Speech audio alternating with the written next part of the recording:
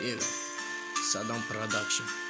این ترک به تمام غریب بچه های تاجیک بخشیده می شود، مخصوصا برادران اکای سربون، اکای رحمان و اکای منوچه و کلی برادرای تاجیکی که در غریبی هم. الله نگهبانتان غریب بچه های تاجیک.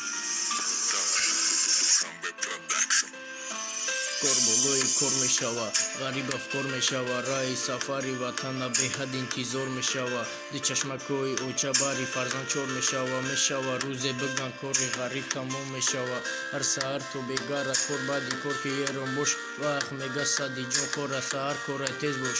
دلگیر شده می غریبی ملک بگونه ده جانم یوی که چیز میفتی خونه ده. میگم پگه بیلیت گیرم و وطن پرواز کنم، برم و گوشی و چند با کم ترنگ نوز کنم.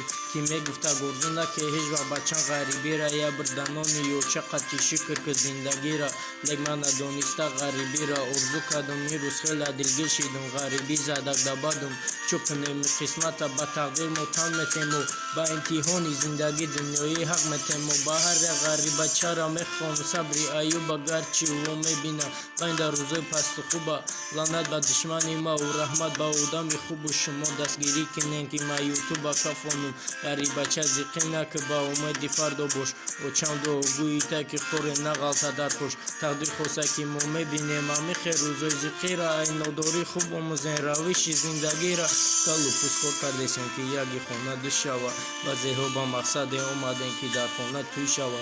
ای خدا برا به تکیره کاری موهو شوه، یاری با اومدش غریب شدن که یاری خوب شوه. در این دنیای دروغ با گپ مردم نروه تا که کار کنیم و بیاویم و سازیم زندگی نوه.